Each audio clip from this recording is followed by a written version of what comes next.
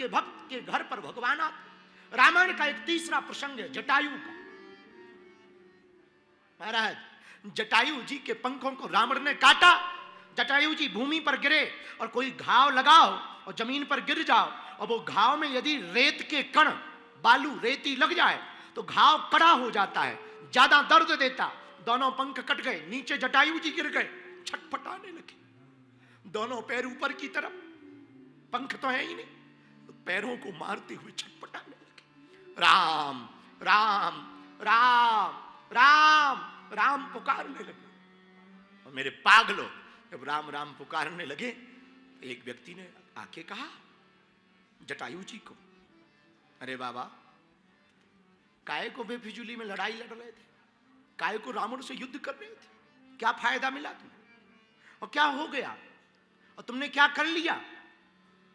रावण ने उल्टा देखो तुम्हारे पंखे काट दिए। काश ना तुम लड़ते, पंखे रहते, पंख रहते तो कम से कम उड़ करके तुम अयोध्या तो जा सकते थे, दर्शन तो कर सकते थे। अब पंख ही कट गए तो जा नहीं पाओगे। जटायु जी ने ऐसे हाथ फटकार करके कहा, भला हुआ जो मेरे पंख कट गए, यदि पंख रहते तो मुझे राम जी के पास जाना पड़ता, अब पंख नहीं है तो राम जी को मेरे पास आना पड़ेगा। अब ये जिम्मेदारी उनकी, मेरी जिम्मेदारी नहीं। अब ये राम जी की जिम्मेदारी है, वो मेरे पास आएंगे। और सच भी हुआ।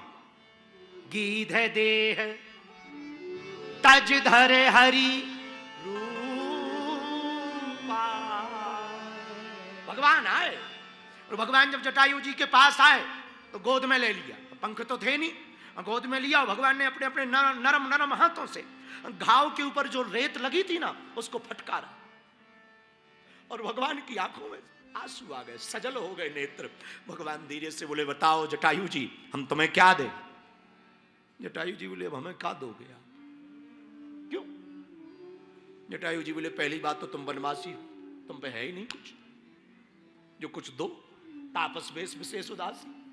लेकिन दूसरी बात ये नहीं है कि हम आपको इस दृष्टि से देख रहे कि कुछ नहीं है, पर दृष्टि दूसरी है। भगवान राम ने कहा, क्या दृष्टि है? जटायु जी बोले, नाथ एक बात बताओ, किसी के कोई बेटा या बेटी ना हो, अब वो अपने किसी रिश्तेदार या पड़ोसी का बेटा गोद ले ले तो उस व्यक्ति की संपत्ति किसकी हो जाती है?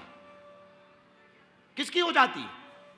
उस गोद लिए हुए बालक की होती कि नहीं होती है?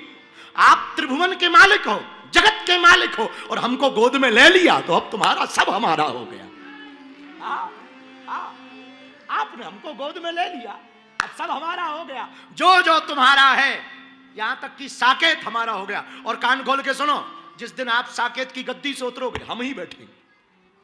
भगवान बोले, मतलब धमकी?